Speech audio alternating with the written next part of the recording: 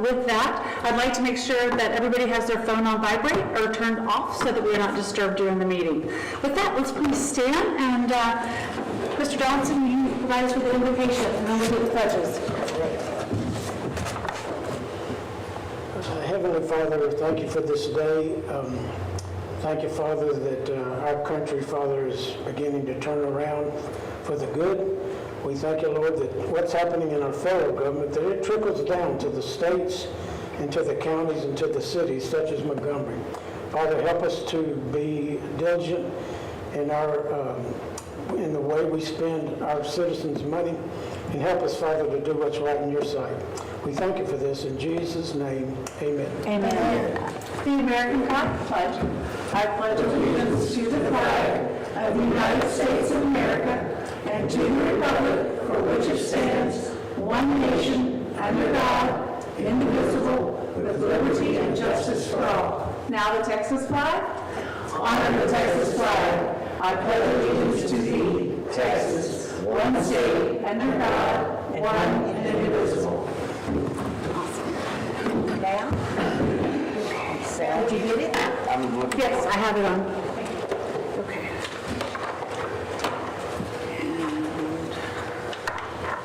Come on, Case. What are you doing? Oh my God. You need to do business, Miss Fox. Okay. Everyone has to know Sarah just had her 39th birthday, so we all wanted to wish her a happy birthday. Thank you. Happy birthday to you. Happy birthday, dear Sarah. Happy birthday to you. If you get a call from 911 at the Fox household, just take your time. All right, so I didn't receive any comments for public forum this evening, so we'll move on to the consent agenda. Item number 4 on your agenda, consideration and possible action on the City Council workshop meeting minutes of January 27th, 2025. Number 5, consideration and possible action on the City Council regular meeting minutes of January 28th, 2025. And number 6, consideration and possible action authorizing the mayor to sign the escrow agreement by and between the City of Montgomery, Texas and the Church of Montgomery, development number 2501, for a proposed church located within Section 3 of the Buffalo Springs subdivision. Council, would you like to take these individually or together? What's your pleasure? I have one question concerning item 6, item clarification. Can I make a motion then, quick, Stan? Yes? I make a motion to consent items 4 and 5 for the consent agenda? To accept them? Yes. Okay. There's been a motion to accept the consent agenda as presented? No, not as presented. As presented. Items 4 and 5. 4 and 5, sorry. Sir. It's been moved and seconded that we accept items 4 and 5 on the consent agenda. This motion is debatable or amendable, requires majority vote. It's open for discussion. All those in favor of accepting items number 4 and 5 on the consent agenda, say aye. Aye. Those opposed say nay. The ayes have it, the motion carries, and we will accept 4 and 5 on this consent agenda. Item 6, consideration possible action authorizing the mayor to sign the escrow agreement by and between the City of Montgomery, Texas and the Church of Montgomery, development number 2501, for a proposed church located within Section 3 of the Buffalo Springs subdivision. Stan? On the development application, I just need a clarification between item 2C and 2G because I don't quite understand. I know the property that the church is going to be on is the 14 acres, but what is the 25.3597 under G? Why does that figure in there? Which section did you say you were looking at? Oh, well, it's page 10, but it's page 49 of the agenda. It's the second page on the City of Montgomery development application. Under property description, item 2.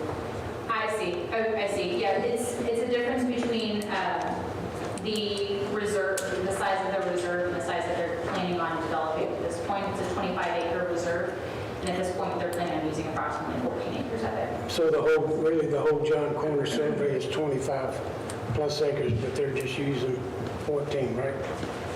That's correct. Okay. Thank you. Make a motion to accept agenda item number 6 as presented. I second. Motion and seconded that we accept item number 6 as presented. This motion is debatable, amendable, requires majority vote. It's open for discussion.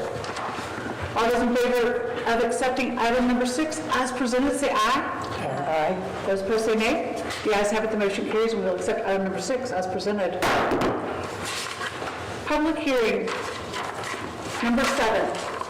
Conduct a public hearing concerning the petition for voluntary annexation filed by Morning Cloud Investments. So we will convene into public hearing. It is 6:07 p.m. Anyone else? Okay. There's no one here to speak, so we will conclude the public hearing at 6:07 p.m. Item number 8 under regular agenda. Consideration and possible action regarding the agreement for post-annexation provision for services for property to be annexed into the city of Montgomery.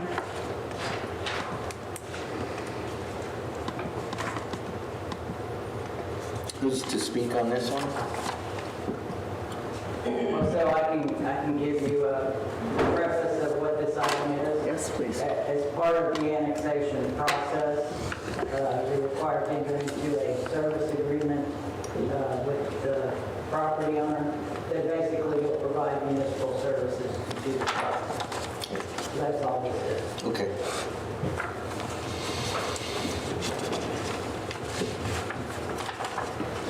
Make a motion to accept item number 8 as presented. Motion by Casey, Second. second by Stan to accept item number 8 as presented. This motion is debatable, amendable, requires majority vote. Open for discussion. All those in favor of accepting item number 8 on the agenda as presented, say aye. Aye. Those opposed, say nay. The ayes have it, the motion carries, and we'll accept item number 8 on the agenda.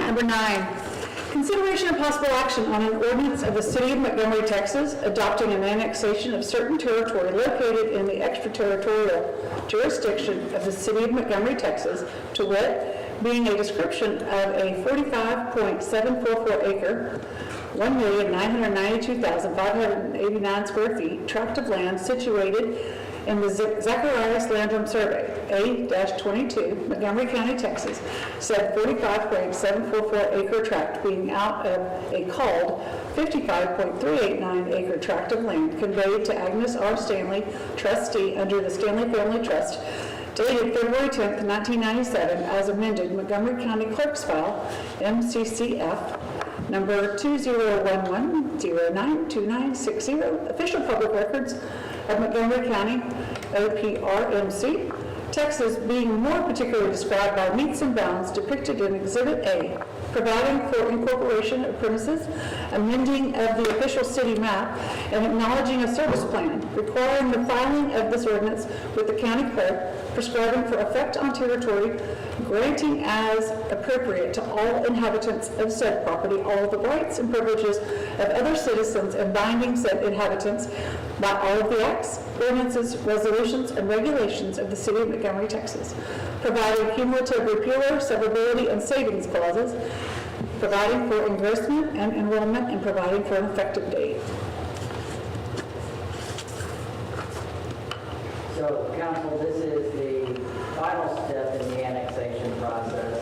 Now that you've had the public hearing and you've approved the service plan, we can formally annex the property into the city and add it to the city's jurisdiction and tax rolls. Okay. Make a motion to accept item number 9 as presented. Motion by Casey, second by Cheryl, to accept item number 9 as presented. This motion is debatable, amendable, requires majority vote. Go ahead. I was going to say, for the record, the ordinance number is 2025-06. All those in favor say aye. Aye. Those opposed say nay. The ayes have it, the motion carries. We will accept item number 9 as presented. Item number 10 on your agenda. Discussion of the draft memorandum of understanding MOU from BCS Capital on the 32-acre development. Ms. Vu. Yes, ma'am.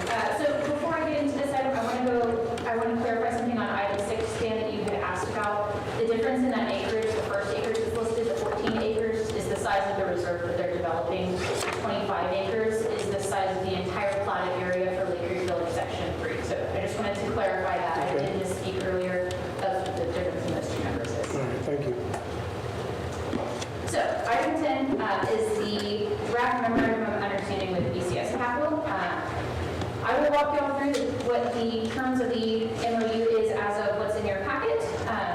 We received this draft on March 6th, and so the red lines that are included in your packet are based on the comments that we had we discussed with your attorney and city staff.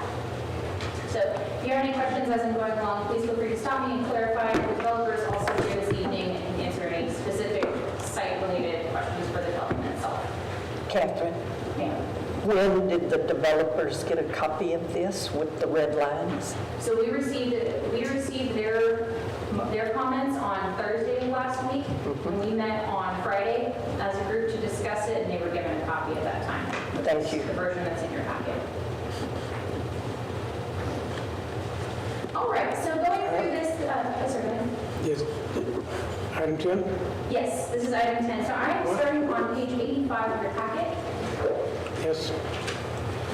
So this memorandum of understanding, as a reminder, this includes a development agreement. And so first thing that I wanted to point out is that an MOU is non-binding by nature. This is not a formal development agreement. This really sets the stage for what the terms of the development agreement would be. Going through this, you'll see some aspects of the MOU that we are recommending be removed. Certain aspects of this include, major parts of it are utility extensions. So walking through what those include, it includes water line extension up to Lone Star Parkway, which I will note is part of the impact fees list. It includes a sanitary sewer extension along 105 over to CV Stewart. A portion of that cost would be split with the city. It's not all needed for this development, but it is needed for the larger picture of the city. It also includes improvements to Buffalo Springs Drive from the Home Depot property line where they stop their portion of the roadway improvements up to the intersection of CV Stewart and Buffalo Springs Drive. And then there's also an option in here for improvements to CV Stewart if a traffic impact analysis proves that that would be necessary. So there's a mechanism for all of that written into this MOU. So it really covers kind of the meat of it. With that sanitary sewer extension, it will allow us to eliminate lift station 12 and have one lift station off the city's books. As far as drainage goes, the intent is to drain the subject tract over to Rampy Lake. That would be done by an analysis using the previous drainage study that was done and updating it to current drainage flow. So more modern drainage capacities we hear about Atlas 14, its current rainfall methods, and using a timing analysis for that. Part of that is they will have to ensure that there is no downstream impact coming off of Rampy Lake, and essentially like we do for all drainage studies, require no adverse impact. One aspect of this that I want to draw your attention to is paragraph 6 on page 87 of your packet, page 3 of the MOU, is conceptually allowing a storm sewer or ditch as needed to convey developed flow from the subject tract through the Rampy Lake parcel to meet the intent of the approved drainage study. All this is saying is that we would agree in concept to review it and allow it would be a private storm sewer, a private drainage easement, all of that, but in concept, we would be open to it subject to regular. Basically, they want to run under and dump into the Rampy Lake with their... Exactly. Yeah. Okay. Yes. Going to paragraph 7 of the MOU, there is a mechanism in here about a 380 agreement to reimburse the developer for all work on public infrastructure in a not to exceed $4 million without CD Stewart, or not to exceed $4,850,000, including work on CD Stewart. We did make sure to modify it to say not to exceed instead of just a flat amount. We want to make sure that the city is not reimbursing more than the value of the infrastructure that is installed. With the projects that are on the impact fees list, there, as we've done with previous developments, the city can consider allowing an impact fee credit, which they would pay that amount less in their impact fees as the value of the infrastructure that they're putting in with these impact fee projects. Catherine, will the 380 agreement outline where those reimbursement dollars come from? Is it going to be out of the ad valorem or out of the taxes that That would be outlined in the terms of the 380 agreement itself, whether it's sales tax or ad valorem tax. And do we have an idea of, okay. We have not gotten to the point of negotiating the 380 agreement yet. Okay, thank you. Yes, ma'am. But this is, and I just want to make it clear, this is just for the CB Stewart side, right? The other side is not part of this reimbursement? No, it's everything, and then the CV Stewart side is the part that's in question. It would be all the public improvements, Yeah. so water line, sanitary line, Buffalo Springs improvements, and potentially CD Stewart. No. Well, that's my question. So I don't want to do this. That's my question. Why is Rampy Lake in this MOU? Why is Rampy Lake parcel in there, 115 acres? So the reason that they got included in this MOU is because that's where they are hoping to be able to use Rampy Lake as detention instead of installing detention on the subject property itself. Use it as what? Detention, Detention, the water. hold their stormwater, if it's in the stormwater to Rampy Lake and allow it to outfall into Stewart Creek, instead of doing a detention pond. So the lake that's back there needs to be larger? No, that lake belongs to the Fed properties, right? So they're just going to use that as a retention pond. They'll run a storm So they drain don't have over to use to any, it. anything on this. Nothing needs to be bigger. They'll just dump into that. They have to by state law. They can't dump into the ditch. They have to go to a retaining pond. Well, there is a retaining pond if they use Rampy Lake. Right, but the original drawing that the drainage lady brought said they were going to run a line underneath Buffalo Springs to drain to that. Well, yeah, it goes under Buffalo Springs and goes to Rampy Lake. Outlined here in paragraphs 5 and 6, that's especially paragraph 6 is the storm sewer to run, the private storm sewer underneath Buffalo Springs to Rampy Lake.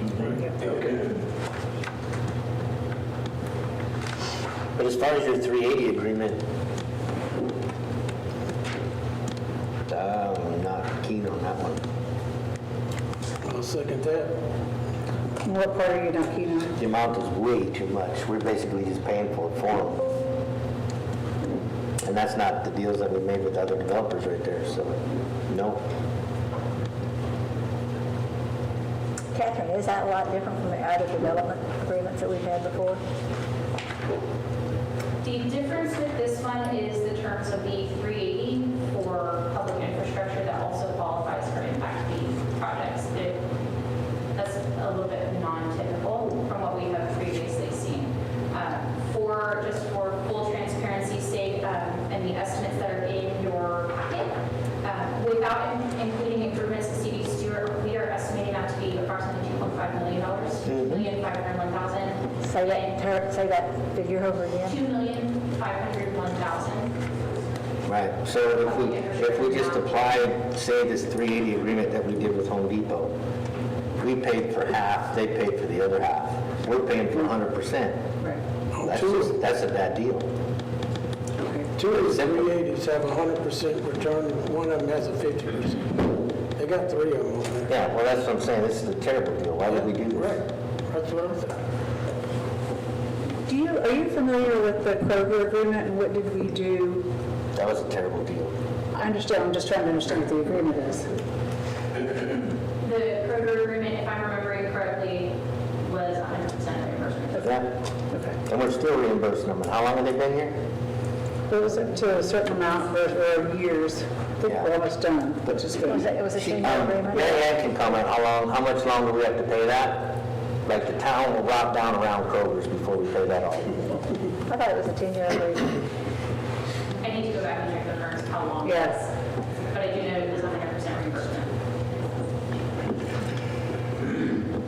Marion, can you, just for, So yes, the Kroger agreement, I don't have the dollar amount in front of me, but it is a dollar amount or it expires after a length of time. And I believe that it is a 15-year agreement, which puts us at year 9, year 8? 29. Yeah.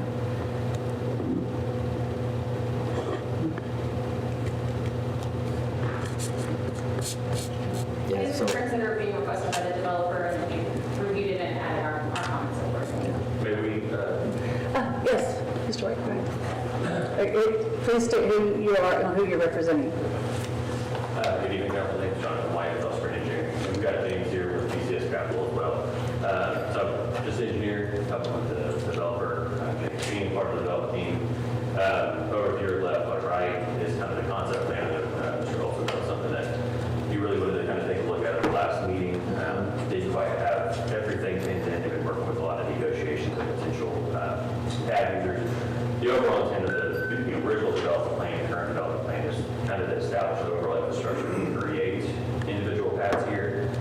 now they've been had a couple of months in negotiations with some of these users. They've been able to kind of negotiate contracts. James can probably speak on that, but the academy is pretty much locked in at this time. Texas Roadhouse, those negotiations on the top right of that, it was agreed that they would parcel out a 3-acre pad site for potential hotel sites. I know that's something that was important to the city. So they would actually hold on to that for up to 3 years, not develop it to anything else unless it's a hotel site. So that would actually bring in some hot tax for you guys. But that's something that they can't rely on any kind of revenue. That revenue is not paying back to the city because it's not AP that's coming back to the city and then coming back to the developer as part of that 380 agreement. And of course, they're going to be generating hot tax over their retail. A lot of that center is going to be kind of a huge retail and sales tax provider. And so the incentive of the 380 agreement is performance, right? So that's the beauty of the 380 is that if they don't perform, if they don't bring in more value, if they don't bring in sales tax users, they're not bringing any value to the city, and therefore they're actually getting paid back as part of their 380 agreement. So not knowing every single detail of a lot of the 380s that are developed over the city, the idea was to try to not say, okay, hey, we're going to say it's this much money for this, and this share for this, and this share for that. Running the numbers on their performance of bringing these guys in and what they're committed to buying it for or leasing it for. This is how much we're asking back, and in terms of the 380 would have to be kind of worked out. But it's probably going to be a share of ad valorem, share of sales tax over a certain amount of time. Not quite figured that part out, but that's kind of the number they're asking for, rather than saying it's 100% reimbursement for this or 50% of that. That's just the bucket of money that we're just trying to dump everything into to say that that's what we're doing. Right, but we can do estimates on what the repairs will cost, and we can tell you whether or not we're going to be 50%, 75%, or 80%. And based off of the repairs on just Buffalo Springs, right? You know what you said? Buffalo Springs was $2.5 million? That was in all public infrastructure, water, sewer, and Buffalo Springs. Okay, and yeah, so everything is $2.5 million. So basically, you want $4 million for $2.5 million. How does that make a good deal? Well, I think part of that was the assumption that the outside storm sewer to get to Stewart Creek was going to be included in that. And, according to Catherine's recitation, that is only going to potentially be reimbursed for public infrastructure. So that's a number that we thought was in that MOU, but may not be specifically laid out. But there's another 1.7 of potential storm sewer upgrades, off-site drainage considerations that have to be made. So to accommodate the drainage off-site, that's still a $1.7 million drainage, which is a big number.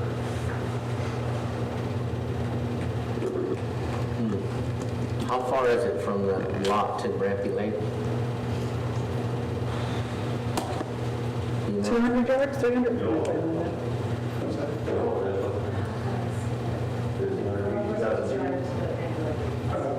Probably about 1,000, 1,200 feet. Yeah, so from the drainage analysis that we submitted to the city, I know they hadn't had time to review it. It's a fairly recent submittal. It's probably 1,200 or so feet of 16-inch storm sewer. Part of that goes underneath Buffalo Springs, which would be a private improvement within the correction agreement of the right of way. Improvements to Rampy Lake, the outfall, improvements of Lone Star Parkway roadside ditch, and then replacing culvert driveways with, I think, 2 or 3 3x5 culverts. So that's really replacing concrete and upgraded infrastructure for those roadside culverts to accommodate the drainage. And we're certain that Rampy Lake could take on all of that concrete? The analysis that we have says, yes, this is a drainage impact analysis, so it's not a detailed design at this stage. So the idea is that they regulate its outfall would be sized to accommodate all the post-development flow, not only for this 32 acres, but for the Rampy drainage. Right. So this would actually accommodate a lot more development than just what this 32 acres is going to be for as well, which, the 3 is really just a concept of this piece, but there will be improvements that are necessary there. There's a benefits outside of this. Yeah, it benefits the property owner of the Rampy Lake, right? Because that's going to improve the drainage for that area. I'm sure there's going to be negotiations. We already have an approved drainage. May I speak to you? Yeah, sure. You're the- Rampy Lake already has, that property already has an approved drainage under this agreement with the city. Absolutely, but what I'm getting at is that he said, and it states here, that they have to improve the outlet of Rampy Lake to account for. So that benefits you, not the city. Well, we're not necessarily in agreement with that anyway, because, it's still slightly under negotiation. Technically, each property should stand on its own feet. And that 32 acres is still subject to an agreement that was agreed between us and the city, and there are some issues related to that. The only reason the Rampy Lake has come up as a possible alternative Absolutely. is whether there's a way of finessing differences of opinion and different positions legally over that issue. So, we're happy if something can be done that is fair, useful, and everybody's in good shape. But the implication, I don't mean to... No, it's fine. We weren't trying to cherry pick and get a bunch of free stuff. We'd rather not use the Rampy Lake. Right. We'd rather leave the Rampy Lake intact. Our position is this, and I can't go on thing, this is the second step. Kroger was the first step, this is the second step. If this brings critical mass to the city, then we feel that the Rampy property could be like a Hughes Landing, or could be something different. But you can't get there till you get here. Yep, no, understood. No, totally get it, yeah. The intent really wasn't initially to use the Rampy Pond. If we could bypass the Rampy Pond, until we get topographic survey actually designed, there's only so much room before the backside of Rampy Pond to the Kroger property. Right. We can squeeze that storm sewer and bypass it. The idea of the drainage study is the basis of our Burgess study from '08, updating it to current conditions, which after mentioned earlier, bringing it up to current standards out to 14, and getting this to Rampy. If we don't have to go through Rampy Lake, we're not going to do that. But if we can bypass it, the idea is just getting it back to the original outfall point as defined there and updating the study. Gotcha. But back to the original reason that we're with the 380 agreement, Catherine, I don't see why we're paying 100% of their improvements. Can I speak on this? Sure, come forward. Hi, James Hawkins, DCS. The number that we came up with is because the overall development has a math problem, and it's not one thing or the other, but with $1.7 million to drain off-site, and then all these public projects, $4 million, roughly around $4 million is the math problem that we have with the price of the land today. Now, what you're paying for when you do reimburse, and for the duration, that's up to y'all. It could be 5 years, it could be 10 years. It depends on what the percentages of property tax or sales tax. But what y'all are getting for that is millions of dollars in property tax value and sales tax value in perpetuity, just for an investment on the front side. So over a long period of time, that I understand that, but you take that extra 2 point whatever it is on there million, that's the city being charitable to private corporations. We want to come into partnerships with you, but we shouldn't have to pay you to come here. If you don't want to come here, don't come.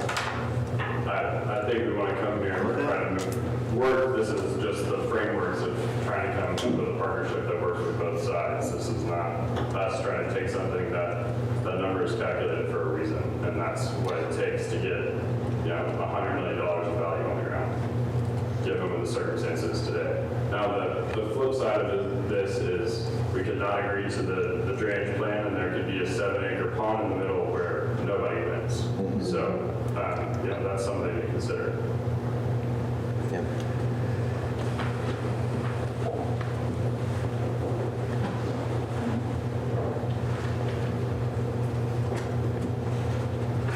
As far as using Rampy Pond, like Jonathan said, he has submitted the initial drainage impact analysis to us. I have not had a chance to take a look at it yet. One thing that will be required is a full seismic analysis of Rampy Lake, including verification that the current dam is adequate, going through TCEQ dam safety requirements, and verifying that that is adequate to hold what's being proposed as well.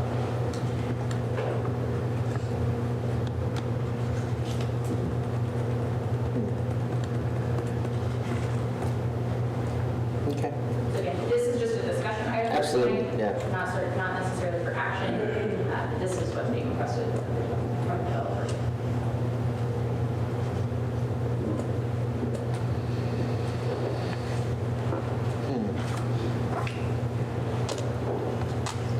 So my understanding on these agreements is if there's anything illegal or anything in there, it could be construed as something you would have to live with. Is that true? For an MOU, Yes. not necessarily. It's written into the links of the MOU that it going to say that it's not binding to us at this point anyway. Is there an appetite to split this cost between BCS and the city? I believe that'd be a better question for BCS. Sure. I have not heard otherwise.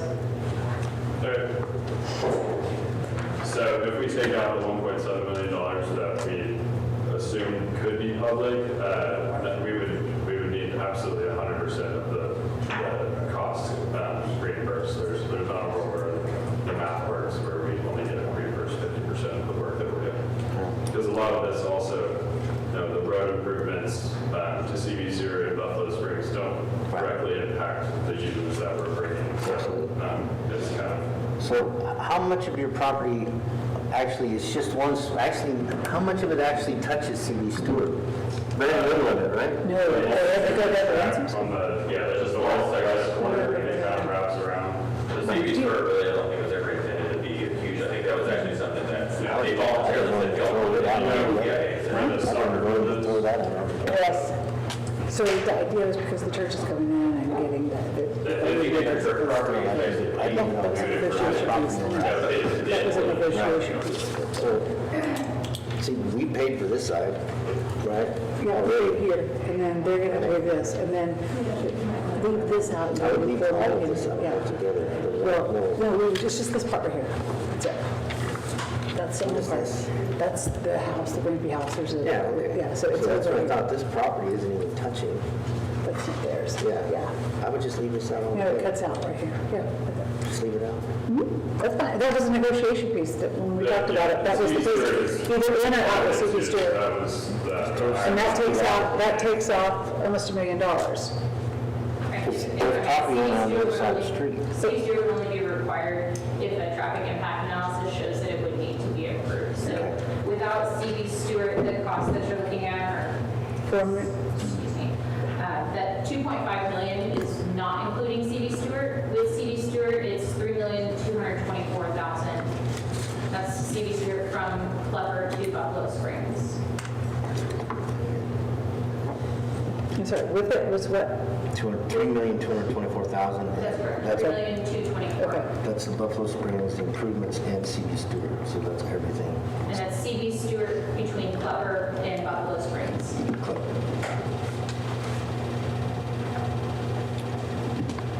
The way I read this agreement is, I saw three 380 agreements in here, because one of them says, under section 3, on page 87 at the very top, it says, see, the 380 agreement, it's a 50% 380, and then you go down to 4, and that one says a 380 with 100%, and then on page 7, or item 7, page 88, there's another 380 for 100%. Is there any reason we have 3? There should only be one in the version that y'all have now that encompasses everything in one. There's not going to be separate agreements. The version that's in your packet only has a 380 agreement mentioned in paragraph 7. What page is that on, Kate? Page 88 of your packet, page 405 of the MOU.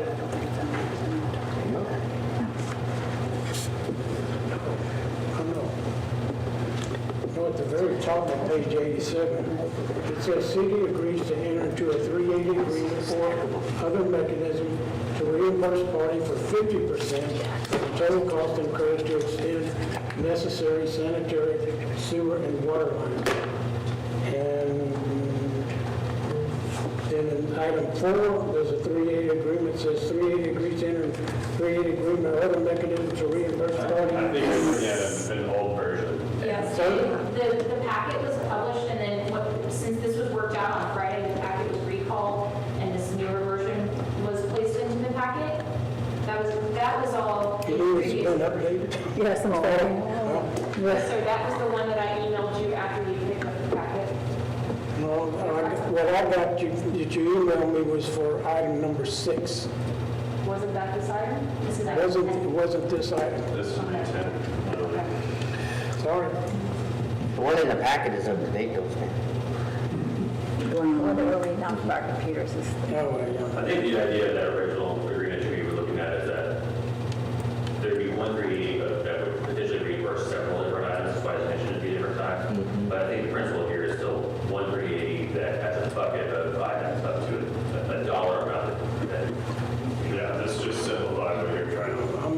feel right now, so I'm sorry. What I printed out, or what I got printed was, had all that on it.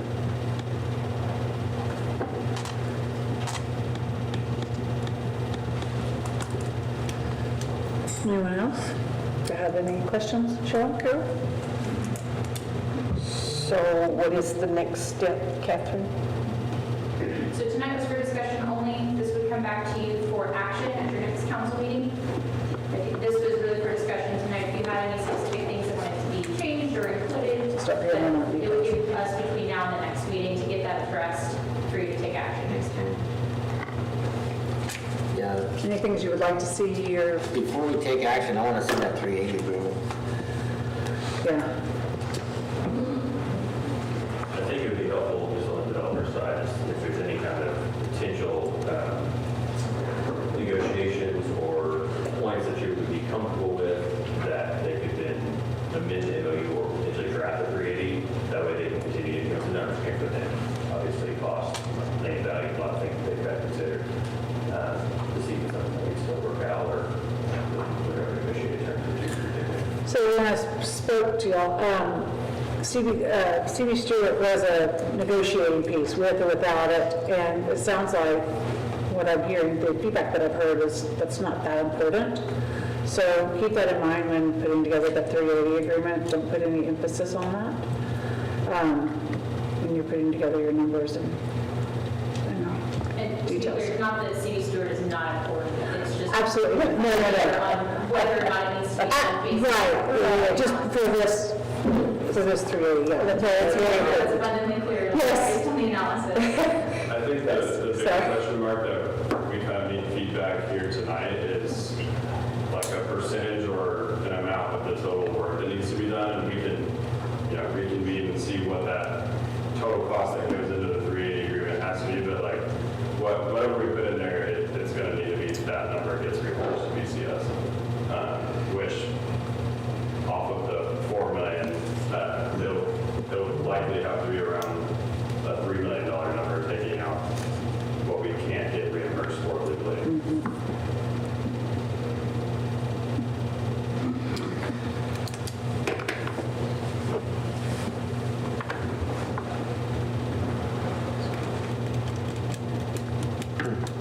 Yeah, I'm just struggling with, we paid for over half of Buffalo Springs, right?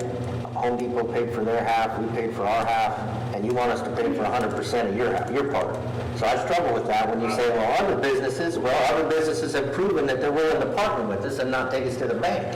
One thing that is just on that, I don't know every detail of Buffalo Springs, but, imagine the Home Depot is roughly here. So Home Depot is going to generate a lot of 18-wheeler traffic, a lot of heavy truck traffic, which is already improved. And so the rest of the remaining all the way back to the CB Stewart intersection really is not going to have the traffic that's generated off of what was required to be improved here. So you're talking about some hotel traffic potentially, or maybe another retail site, and then multifamily. So the traffic load on this road is not going to be anywhere near. The traffic load, the existing road very well may be able to utilize the existing road as is, but they're voluntarily going ahead and saying to improve it based on what's out there. So you don't think that they're going to go down Lone Star Parkway and go straight up CV Stewart to go do Unloading Academy or Home Depot? Well- I see that as a very Very heavy traffic. well could, but I think the primary traffic, and it's not going to be just this development either. I think there's going to be a lot of pass-through traffic from just people in town as well. So, they're going to be paying for, or, they're funding the cost or potential reimbursement for a lot of potential heavy traffic. It's kind of hard to tell one way or the other, but they're wanting to go ahead and do this, but I do think the traffic is going to be primarily here. Traffic is going to be coming off of 105 at a signalized intersection, in my opinion. This is ultimately going to go the next intersection, which is already a signalized intersection once this one's developed. And so there's going to be a lot of good circulation ultimately in this development, but I do think that it's very different traffic assigned here than there will be here. That we can potentially prove up in a traffic impact analysis, but Well, here's the thing, whether it's heavy traffic or light traffic, that road is very busy already, so the road has to be improved. We're not going to make one part of it good and the rest of it, oh, well, it's good enough. We're going to improve the whole thing, right? and that's why there's no request to not do it. Like, we'll go ahead and fund the money for it, hope that we perform and then get the reimbursement on the back half. But again, reimbursement is one thing, partnership with us is a whole other thing. If we have to pay for the whole road, that's not a partnership, that's us paying you to pay the road for us. Just paying it up front. Yeah, if it is a city improvement and they're paying it up front, then we get the convenience to pay it out over 10 years. And it's not. it's all money that's being made by Yeah. hard work as well, so I think the return on investment is great. Yeah. I think it's there, I agree that there's return on investment, but I'm partner I think with it's this, a, please, or not. so, yes, We built CB Stewart, we built Clever Extension, and we built Buffalo Springs, and we reimbursed. The city doesn't have any money in any of those roads. okay. Which is, How long ago did you build it? I'm sorry, How long ago did you build it? 2007. Okay, so the roads didn't even last 20 years. That's not my problem. Well, exactly, that's exactly my point. It's our problem now. But guess what? It doesn't matter when they're built, we know where they are today. We're looking at a development to build up from the cost to update the road, Buffalo Springs, and then we would get the pleasure to pay it out, whatever the 380 agreement is. I do think that is a partnership because it's not taking the taxpayers' money up front. And it's giving us an opportunity, because we don't have the money up front to approve that. So they're giving us the opportunity to pay it out as if we were on a bond or a loan, to pay it out over time. And it's self-producing money. It's not coming from money coming out of another bucket of money. It is self-producing to a point, but all that stuff puts stress on infrastructure that money's actually supposed to pay for as we go. Because we don't make money on utilities, we don't make money on road repairs. We do make money on utilities, we make money on oil. We break even if we're lucky when we start drilling wells and everything. But we do make money on sales tax, and we do make money on ad valorem tax, and that's where all of this, I think, comes But into being. guys, you're missing the point. Our taxes, if you look at our budget, you'll notice that we're having to borrow money for infrastructure. Why is that? Because we don't bring in enough sales tax to just write a check. We have to borrow money to build our infrastructure. That's what those sales taxes are for. We borrow it from MEDC every month.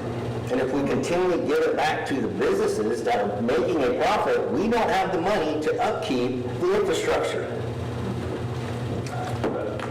So I just want to add, like, we are paying for it up front. That benefits y'all. I'm not having to loan any money to do that. Right. And the alternative is there is no academy and there is no sales tax and there is no property tax and you get nothing over X amount of years, 15 years of money. I totally agree. 15 years. I totally agree. $1 a year, it turns out to, $30 million to the city, and, we're getting, 1/5 of that or 1/6 of that to give that to all over the time. And it's a win-win for both of us, but we can't do it by ourselves. No, I'm not asking you to do it by yourself, but what you're saying is that we should do it by ourselves by paying you back every dime that you spend, and I'm not interested This in that. site is not just shovel-ready. I know that it's not the city's problem, that's the developer's problem. That's the piece of property you chose. Okay, there's significant hurdles that we're trying to overcome to make a win-win for the city and the developer in this case. If you can't see that, I don't know. No, I do see it. I see that the developer is asking, not you as developers, but the person who's trying to sell you this piece of property is asking the city to take on a huge burden of misplanned things that happened a long time ago that now he wants us to pay for. I'm not in the mood. And none of us were on council then, so I don't know if it was the city, I don't know if it was them. At the end of the day, this is where we are today. And we're supposed to not make them punish them for back then, or punish the city for back then, who cares? That's where we are today. We don't sign into a bad To me, this is deal. a form of a partnership. I don't know what else you would want. What else would you consider than to be a positive partnership? What's wrong with 50/50? There is no academy. Because it doesn't work with their numbers. That's exactly, because a lot of this all revolves about people who have lived here years ago. When I came here in 1975, my property taxes for 2.5 acres was $10 a year. So we're trying to catch up. Yeah. And I think that bringing this helps us a lot to catch up. So let's look at the numbers then. Ms. Booth told us 3.2 million if they do CB Stewart, if they do all the infrastructure, and if they do Buffalo Springs. That agreement says 4 million. Right, so Why would we give them an extra 800,000? these were just numbers to plug in. These were placeholder numbers, right? The 4 million was that, not the 2 number, not the. Yeah, we have So two. 4 million is up to 4.8.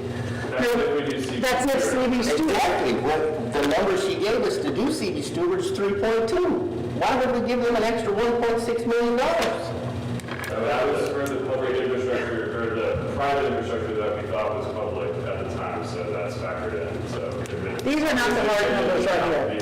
This is the agreement that we would bring to action. This is the MOU to discuss, and then we can talk about what we want to put in an But if agreement. we come back next week with an action, these are the numbers, so that's why we're Not having them out. 100%, we can say, well, that's how do we modify these numbers. That's what we're doing. Yeah, to your point, Casey, that's why Oh my we God. made sure to put the not to exceed language in there. It was originally written, could be interpreted as a flat 4 million, and we wanted to make sure that there's a not to exceed in there so that if it comes back at 2.5 million, 2.5 million would be the number up for reimbursement. But Okay. so I think, to bring up a point earlier, if this is going to come back for action in 2 weeks, both parties, us and the developer, need some direction on what to bring back. What would council be willing to entertain? I won't reimburse 1 penny over cost, not 1 cent. Right, so would you be comfortable with the not to exceed language? Yes. Okay. Also, you mentioned, it's on, I see Academy on this drawing, so you have somewhat of an agreement, but are you saying that these figures, or this agreement is based on, if it goes through like it is, it has something to do with whether or not we have an academy or not, or where are we? Because is this going to be the base, draw for other people, academy? Do you have an agreement with them? We're currently negotiating with Academy, and a lot of those negotiations. And if he can do it or not. Able to do here. Making project work, I understand that, Yeah. but my whole thing is that I want to know what our 380 agreement is, and that we've talked about it, and we're okay with the numbers before they bring us in action in 2 weeks. Right, and that's what we're doing tonight, is just doing that. I want to say we were never intending tonight to have a fully negotiated 380 agreement. This is just good faith that we're going to work together, and then the map. We like the framework and everything else in the agreement, just the numbers, sharpen your pencil on the numbers. And don't take consideration on CB Stewart for this project, Correct. And all. but not the lack of importance. All of the work that would be done, it's all tied to a budget, and this is publicly bid, and, but you guys get to see everything, and it's open book, so this is not, we're Right. asking for $4 million and putting $100,000 in and pocketing $3.9 million. Y'all are seeing receipts for this all the time. Sure. Sure, I mean, it's not a public hearing and you're not part of the project, but go ahead. My name's Tom Zuleta. Another thing I want to say something is I agree with Casey, and I think when you look around the city, we have a great deal of development going forward. We need to make sure we don't set a precedent with this agreement that we're going to have to get stuck on the face downstream. Yep, we take every agreement individually and according to the characteristics of what's trying to be accomplished.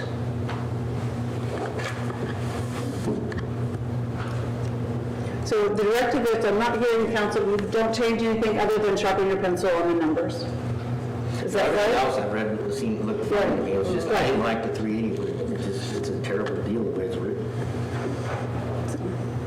Well, we haven't actually seen it yet. This is the proposal, The proposal, right? and it's terrible, so that's why I'm bringing it up. Sharpen your pencil. We will work with the developer between now and the next council. All right, thank you. Thank you, Kathy. All right, item number 11 on your agenda, consideration of possible action on the acceptance of FM 1097 sanitary sewer improvements and authorizing the interim city administrator to sign the certificate of acceptance, certificate of substantial completion, and commencement of the 1-year warranty. All right, so if y'all recall the sanitary sewer improvements on FM 1097, this was repairs that were done because the sanitary sewer line washed out because of the conversion. And so the city had been on bypass for a while. This project is now complete. The contractor has addressed all financial items. The bypass line has been removed for a little over a month now. And the infrastructure is ready to be accepted by the city. So what we have before you is the certificate of substantial completion and the certificate of acceptance.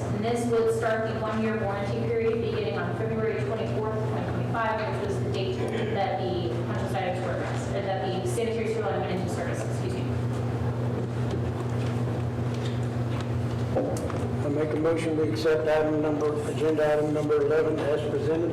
Motion by Stan.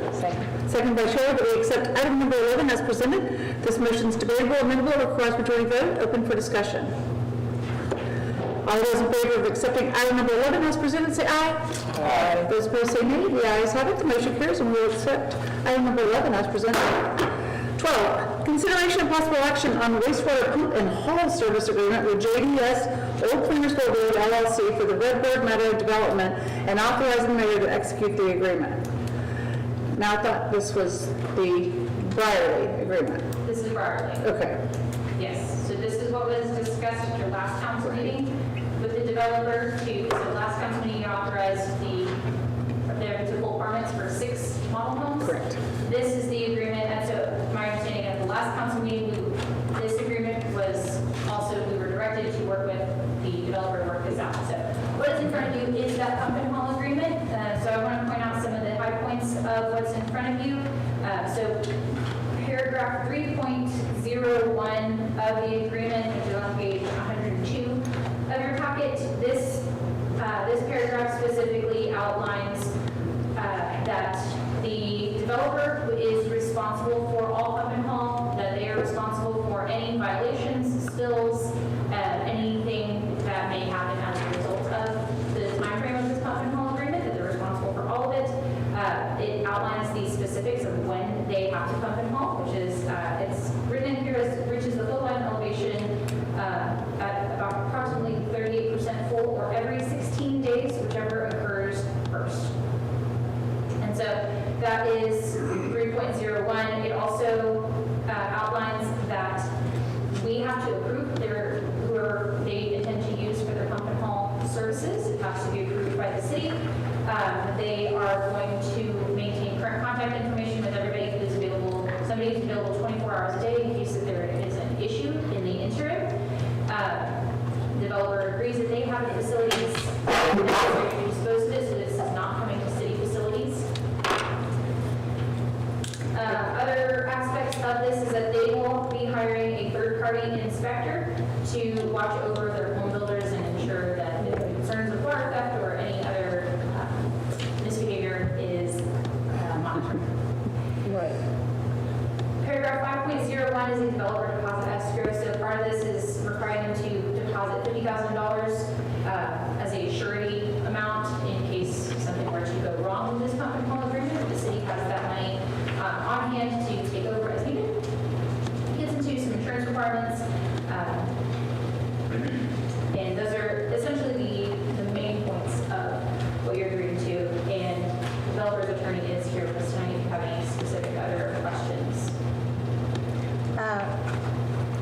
Is Redbird having that on there? Is there an issue about it's no longer actually Redbird? So it's, the reference is Redbird in regards to the development agreement between the city. The city is in the agreement with Redbird Meadow Development LLC. Was the other party to that agreement, which Johnson Development took over the terms of that agreement. So they assume the Redbird name? They assume the Redbird agreement. contract. Yeah, agree. I meant the Redbird agreement. Yeah. Correct.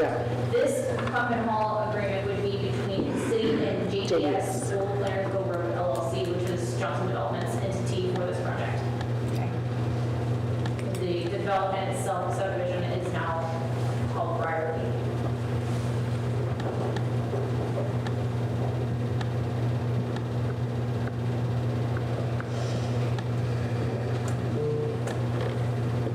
Do you have any problems with it, Alan? No, sir. Okay, thank you. Your name's on it.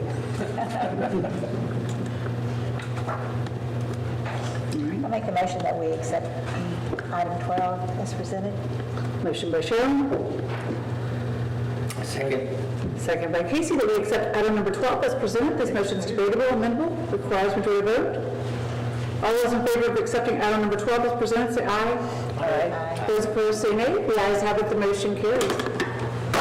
13, consideration of possible action regarding approving expenses for repairs to playground equipment at Cedar Bay Park. Mike.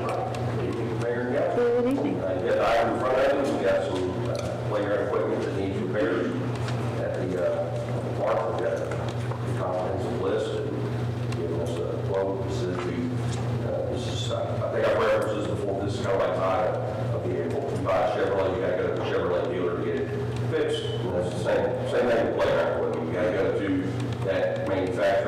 distributor, and that's who this is for the Houston area.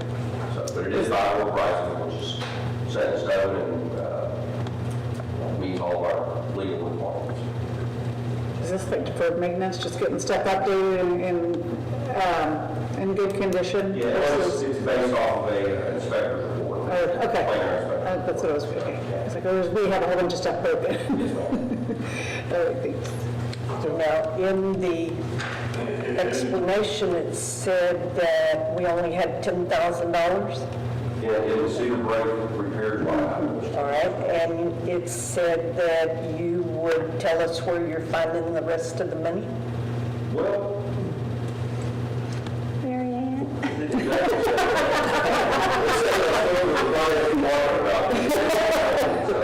And there is funding available for the difference being requested. So I want to know that the $3,672.90 is available, and where is it available in? Understood, 100%.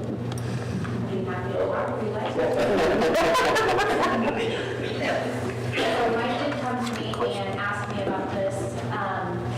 We anticipate that we will have savings in other line items in his department.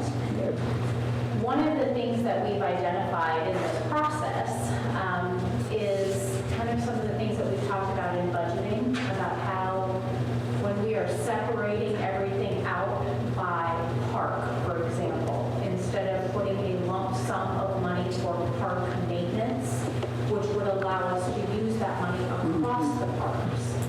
So that's one of the things that we're looking at. We also anticipate that we will have savings in his department, and as we get closer, if we don't, we will definitely come back with a budget amendment. It doesn't make sense to come forward with one of our, coveted three, acceptable process of budget amendments, in the fact that we are currently on track in the department to be under budget, and we have additional revenue coming in right now. So you really don't know where you're going to find the money I at? can't say that it's going to come from a specific line item in his budget. But remember that each department is required to stay within their allocation, not necessarily by line item. Mike, on the proposal, it said that it expired, well, it expires next week. Yeah, it's still Okay. good, we verified earlier. So if you order it, by the time it expires, when do you have to pay for it? When the work happens, they will bill us after the work is fulfilled. Okay. So they do the work and you get an approval of what's all been done and Yes, everything? ma'am. And we worked with them before they've done this for us. I was just to say, I know they've done it before, but the fact that I think it's as much traffic as that park gets, it's, I will say too, just as a reminder, so this line item 2 years ago was 25,000. We had to knock it down for budgetary constraints, so hopefully we can bring it back up this next year. Good. Are the other parks in good shape? They are. And that'll probably be where some of the savings will come from, is one of the other park line items. But next year we'll be looking at combining all of them. That's good. Just put it in the bucket and then just pull it out versus having to. All greater needs in certain parts than Yeah, others. sure. Right, So- sure. No, that's good. Make a motion that we accept agenda item 13 as presented. Motion by Stan, seconded by Cheryl, that we accept item 13 as presented. This motion is debatable, amendable, request to vote.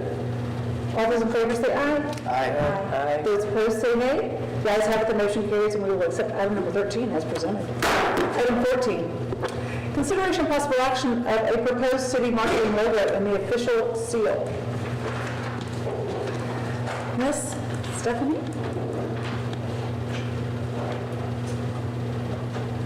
Hello, Stephanie Johnson.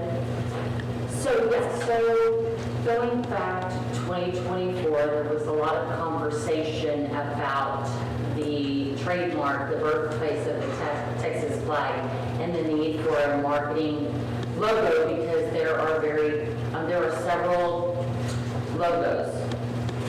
We understand that there's the original official city seal, there's a couple of different logos around town. But I think Jeff's idea was getting something specifically for marketing and for the trademark.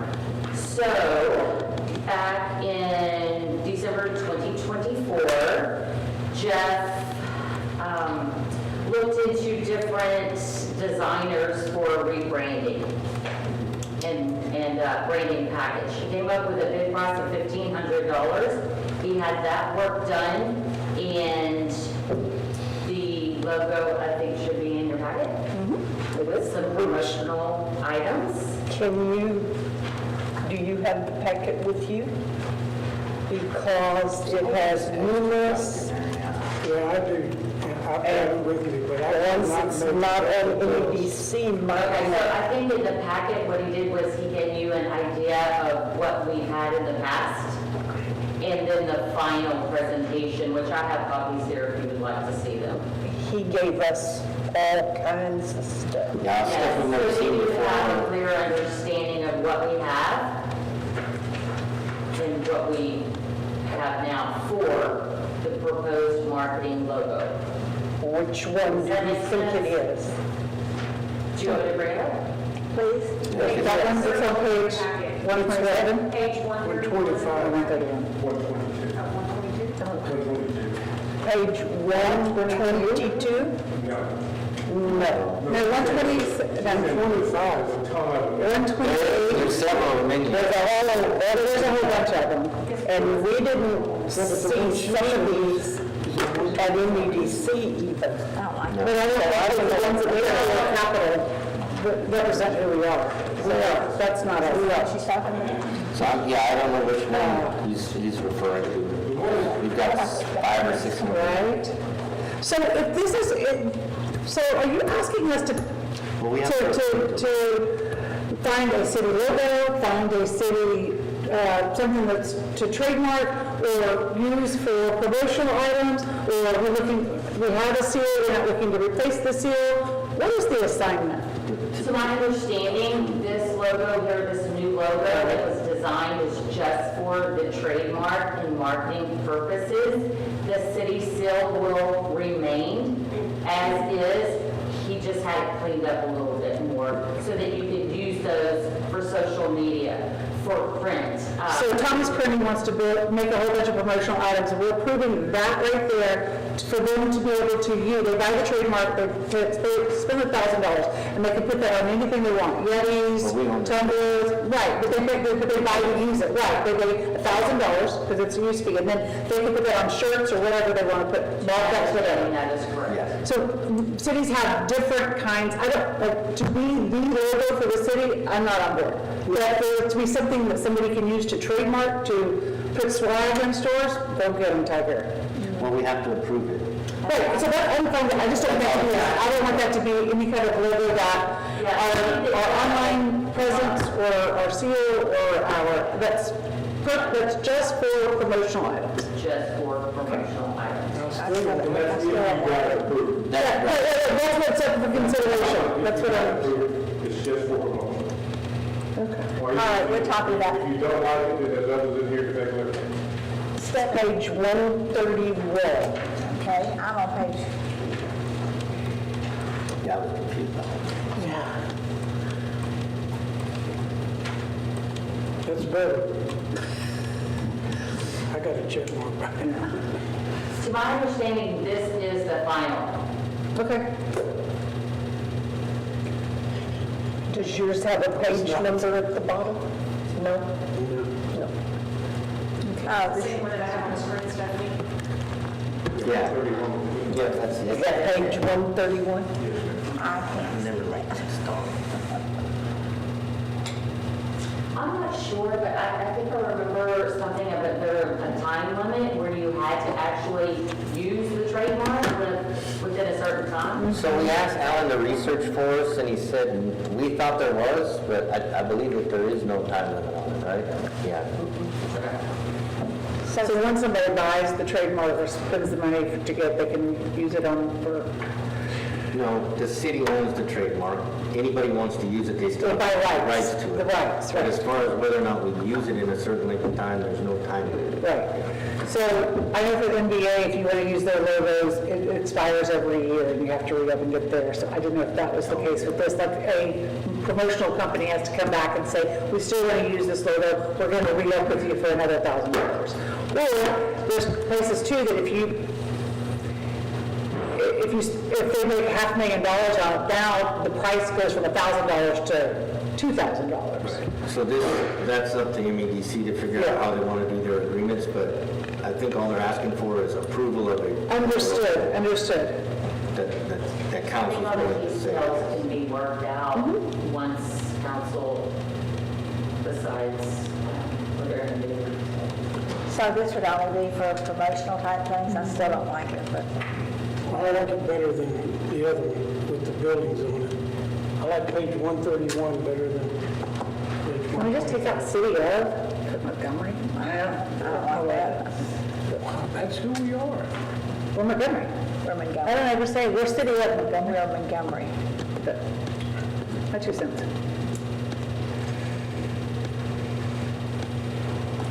So Well, we don't have to approve it, we can always kick it back to them and tell them to redesign it.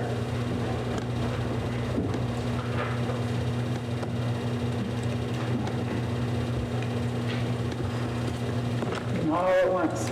Cheryl, what are you thinking? I said, what are you thinking when you said? I just don't like the way it looks. All right, so let's put it to a vote, we can deny it, and then we'll just give them some advice. Some feedback. Yeah, I make a motion to approve the proposed city marketing logo and the official seal. We're not doing an official seal. No. Well, the official seal is still the same, they never changed Still just it. right here. You gotta keep going, That's in there. it's still the same. I don't even know why he's I don't know why he's messing messing with with you. it. He shouldn't even be. All we have to do is vote no, just so you know. So the official seal, we had a couple of different versions of that was very, it was not good for all different files that we were using it for, so it looked a little distorted and a little blurry. Are we talking about this? Yes, yes. So nothing has been changed, it's just been Just just for for different clarification, formats. that's actually an older original logo, not a seal. Not a City seal. seal is completely different. Oh, well, We talked about that seal one time before when I was presenting an idea to let the schools help design something new, and I was talking about that, not realizing it was the seal. It's not a seal, yeah, she just told us that's not the city seal, that's a previous logo. Well, engineering boy Chris threw his arms up in the air because he said he'd already got that thing planned and it's supposed to go on the, what are the covers? Manhole. Yeah, he's already got that on there. He bought, right? Yes, that logo is on the manhole. Yeah, on the manhole covers, right. So And that's fine. Yeah. That has been around forever and ever. And there's nothing wrong with it. Seal says the city of Montgomery, and it has the date, it has a Texas star in the middle of it, and that's what I use when I Right. seal our ordinances, resolutions, and minutes. Yeah. And it's an embossed seal. So I'll make the motion here, and we can yea or nay it, right? So make a motion on the proposed city marketing logo and the official seal. Motion to approve or deny? which logo? Well, Which logo though? The ones you presented? No. Yeah, that one, right, yeah. Okay. Make a motion to approve the proposed city marketing logo. And we're not going to put the seal on there because that's not the official seal, so we'll just do marketing logo. That's the motion. the motion. Motion by Casey?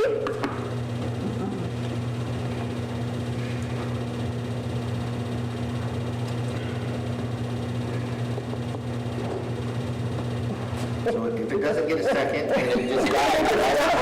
All right, okay. I didn't know if anybody was thinking about it. No, all right, so then we take no action? No action. All right, Motion fails for lack of a second. thank you. All right. Go back to the drawing board. Number 15, consideration of possible action on a resolution of the City Council of the City of Montgomery, Texas, casting its vote to appoint directors to the Montgomery Central Appraisal District's Board of Directors. Item number 15. It says that the city of Montgomery has 5 votes.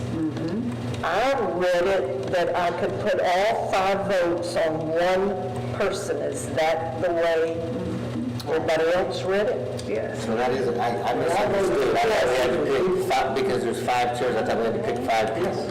So, We still have 5 votes that we can have. Yeah, we can do 3 and 2 or whatever, yeah, or any kind I think I of. have to recuse myself, so. I make a motion to put all 5 of Can't the vote for city myself. of Montgomery votes Okay. on KCS. Emergency services, okay. She made a motion. A motion to keep Casey on there? To give all the city of Montgomery's 5 votes. For Casey also, For okay. Casey. Motion by Carol, Because he needs to get on that board. So we have some. Oh, I second it. second by Cheryl, that we appoint Casey Olson to the Montgomery Central Appraisal District's Board of Directors with all 5 votes that the city of Montgomery has to cast. This motion is debatable, amendable, requires majority vote. All those in favor say aye. Aye. Those opposed say nay. The ayes have it, the motion carries. And to note, Casey Olson abstained. And just for the record, the resolution number is 2025-08. Okay, thank you, ma'am. All right. Departmental reports. Item number 16, January 25th, 2025, Police Department and Code Enforcement P&Z Admin. Woo-hoo. Got us some reports. All right, Mayor, Council, y'all have the reports in front of you. Time to questions and your questions.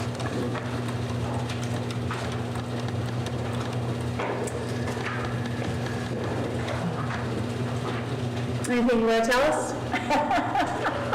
So we're actually right now for the spring break, we're having our DWI initiative STEM program, so that's active right now. And along with Citizens Police Academy starting April 2nd.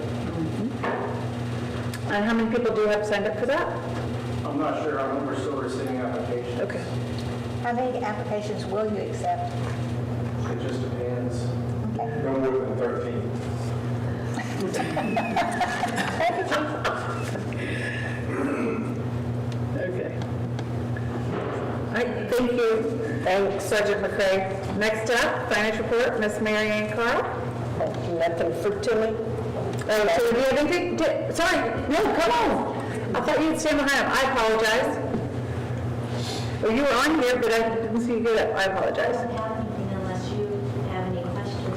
I mean, the only significant change to my reports is that P&Z administration has been added. So I looked at last year's numbers and I had 25 for January, and this month I had 63 Whoa. cases. So it's the only significant change. Significant, wow.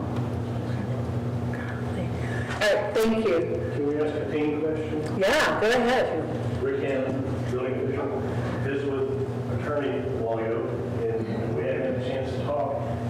I'm still confused, and I sent an email back asking, Redbird Development, that's the name of the officially, what the city council accepted and what it was platted in the county records as.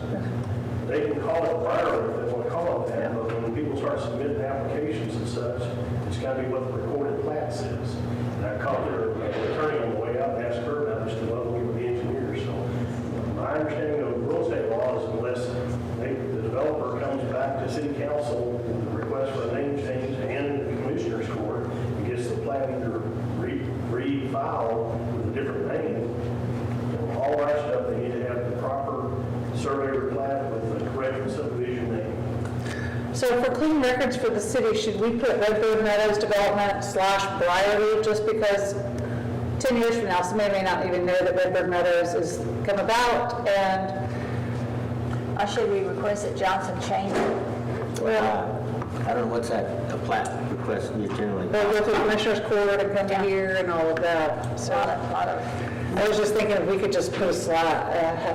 The sign outside the subdivision would say Briarly. The plats themselves, if they wanted to change the name,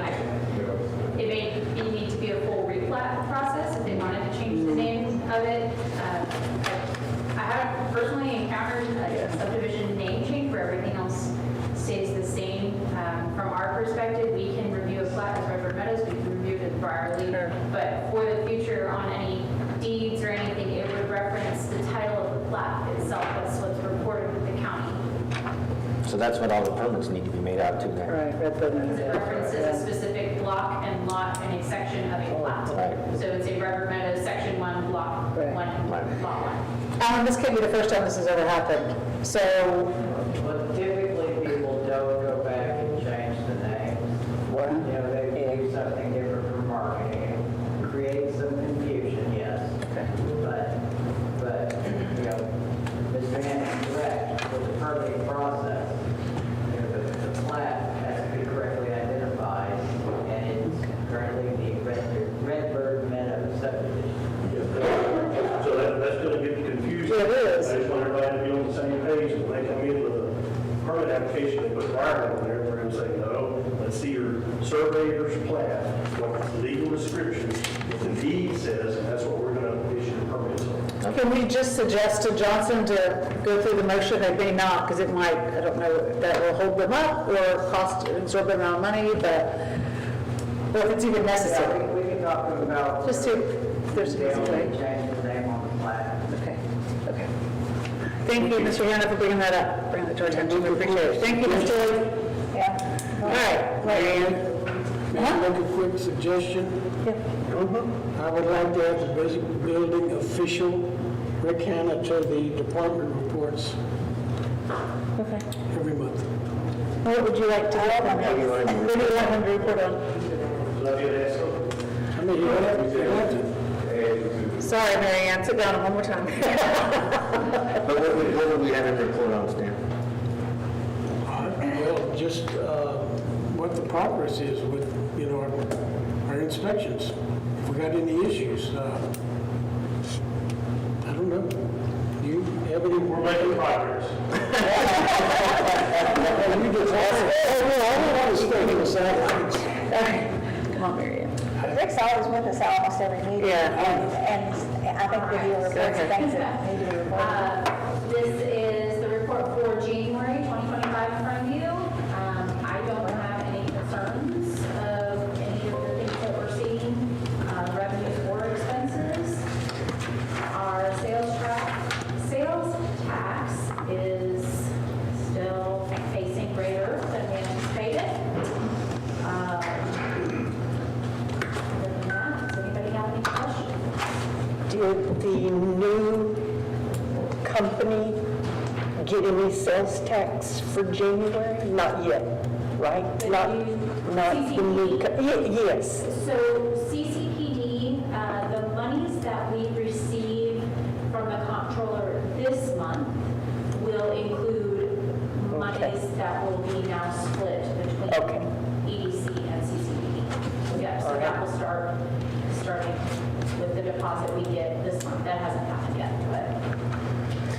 So we are close to being halfway through our budget, and we are tracking 20% higher on income. What is that number? Do you, not to put you on the spot, but is that like 3% or is that 30%? Just a ballpark, Marianne, you're not going to be able to.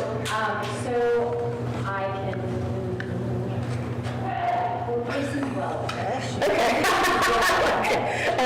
if you look at. We're not leading by a nose, maybe by a link. If you were to look at page 184 of your packet, which this is that group summary, and if you look, the very first department on there is Fund 100, which is general fund, and you see your revenue and your expenses. Currently, you're doing well. Yes, okay, I see. So, yeah, we're doing well. Our revenue total at this point, at the end of January, your revenue total was 3.4, and your expenses at that point were 1.6. Right. So, of course, it's always hard because our expenses are not equally divided over 12 months, and so, but as far as, looking back historically, like where we're pacing just fine. Good, okay.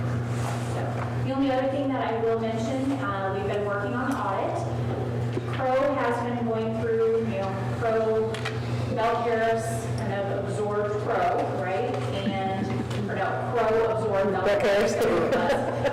And so a lot of people are the same, but their auditing philosophy is a little bit different than what Bell-Harris has been.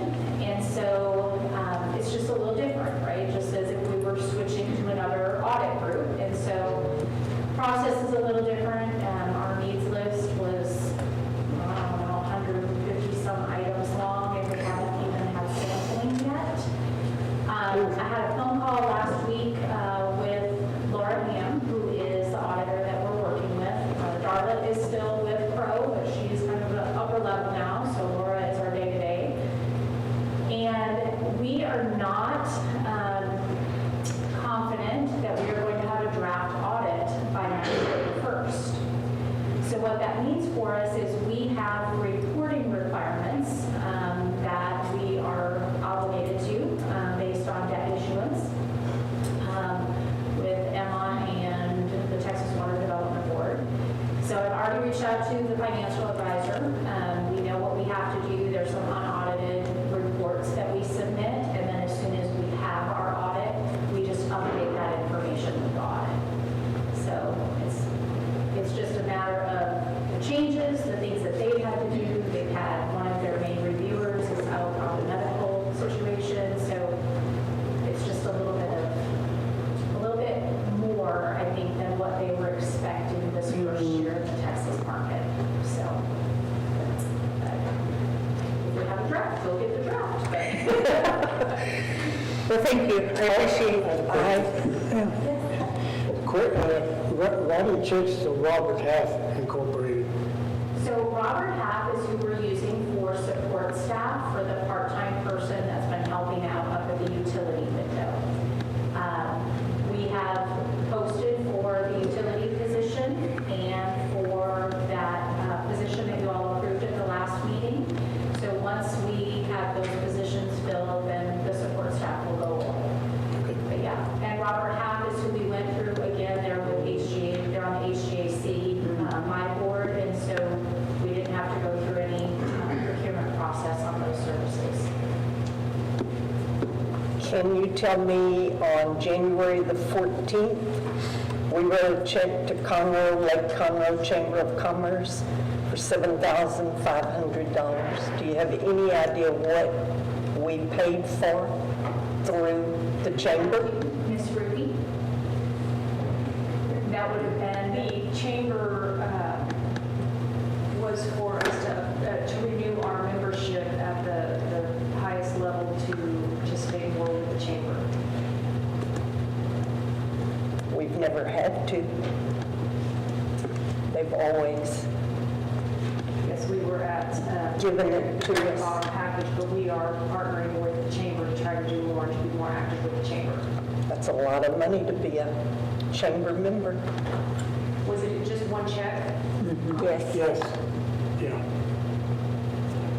If I'm remembering correctly, that was to be a platinum member, got us advertising information, and our information out there. No free lunch? It ought to be. For that amount. Not include the lunch. No, it does not include the lunch. Okay. It does include some, like people have made for one of their events, and it gives us a lot of advertising, and we're looking at, with Ms. Stephanie, to advertise out our local businesses to say thank you to them for everything that they're doing within our city. So we're trying to utilizing it, not just for the city, as for the city of Montgomery, but for our businesses to work with the chamber on that. I did not realize that we could spend taxpayers' money that way, but, okay, thank you. Any other questions? Thank you. Okay, 18 municipal court. Ms. Duckett. Good evening, Mayor, Council. You have a court report in front of you. For January of '25, we have 168 citations. The collections was $38,904.53. I attached an additional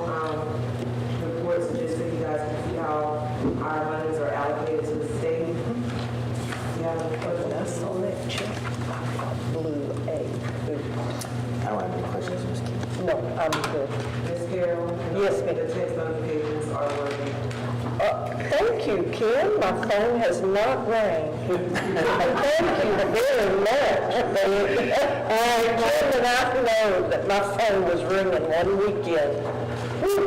Public Works report for January 25.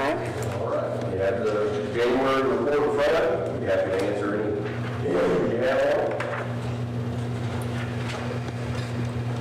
Oh, I've got some.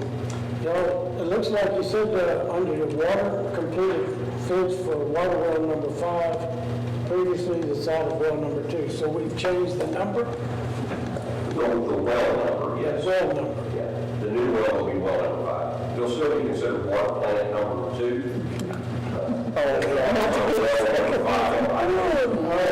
Okay, now, if I could be wrong, but in where water well number 3 is, there's actually 2 wells there.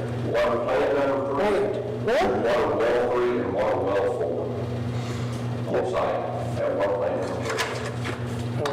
Okay, I have to distinguish between a plant and a well. Yeah, plant is the whole facility, and then the well is just on the site. But well 2 will be considered decommissioned, and well 5 will be the. So by my house, it's well 5. Yes, ma'am. Guess what? It wasn't running today. I thought I had gone to bed. You hear the birds singing? Somewhat. We make any runs by 213 per and check that place out? We go every week. Okay. Our foreman has a reminder set on his phone to make sure he's by there. In fact, I think he was up there this afternoon. We consider it set. Usually on Fridays is when we do it. Mike, thank you for the text on Saturday for the mayor's reception about the Alamo. That was very informative, and I used it, so I appreciate you. I did. I even gave you kudos. I'm like, I got a text this morning from Director of Public Works. Yeah, fascinating. Information for free for your benefit. But that's good. No, it was good. People were leaning in, so it's cool. I mean, they found limestone used in the 1700s. And it's not, the San Antonio Zoo and the Alamo are not that close. They hauled that rock down to the Alamo. Anyway, fascinating. So thank you for that. Appreciate it. All right. Thank you. 20, utility operations report, January 2025. Getting on this one too, the Hayes could not be here tonight, but I'll be happy to either answer questions or at least take them back and get answers for you. The one thing I'll do is the accountability is still low, so just wanted to update you. We have authorized Accurate Meter and Supply to perform a pretty large round of commercial meter testing. They should be starting on that. They should be starting on it if they haven't already started on that. So what they're doing is checking commercial meters for accuracy. If you lose accuracy on a meter, if you think you're selling 1,000 gallons of water, maybe 1,300 is gone through. That's what it's doing. So just ensuring that it's close to 100% accuracy. Looking for the large volume users. Yes. Make sure we're capturing everything that we're selling. Do we think we have a leak? No, Okay. no, we've scoured. Just last time we had low credibility was leaks, so I just didn't know. It did, yeah. Yes. It was conscious thing to do, that's right. Okay, just curious. A couple of months ago, we started looking, and the easiest way is just go look at creek bottoms. The creeks, good enough leak, it'll get into a creek and feed its way down. We did walk the area in front of the road where it was found last time, but we don't find a leak. Okay. Which is good. Yeah, that's good. You have a spare hard hat? Say that again? You have a spare hard hat. I'd like to visit well number 5. Spare hard hat. I'm sure we have a spare, yeah. Hey, I'm my house. You can go out that back gate. You don't have to, they don't even know you're there. Yeah, reach out to us, we'll give you to it. Thank you. Thank you. All right, council. Okay, I'll entertain a motion from the departmental reports. I'll make a motion to accept the departmental reports as presented. Motion by Casey, second by Cheryl, that we accept the departmental reports as presented.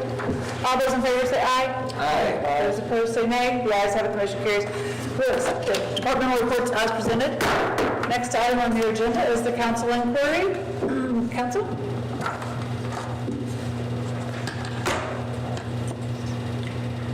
Alan, were we able to get in touch with Suddenlink for Lake Creek Village? Or we decided to just go ahead and take in the streets and leave it alone and let that be a Suddenlink issue? Do we know? They wanted us to take in their streets to make them public. There was one 23 feet away from an actual road. Yes. Looks like, according to Mr. Finke. Yes. That's his name. Yes, sir. Is the homeowners association is going to take care of that. We're going to get our engineers out there to take a look at some of what they need to make it right. Because they were The in your homeowners patch. association will take care of it. Okay, good. I knew he'd been trying to get with the Suddenlink and they kept standing him up. Okay, We're cool. making a phone Just wanted to check. for our engineers to get out there, and then the homeowners association take care of it. All right. But we have taken the streets in.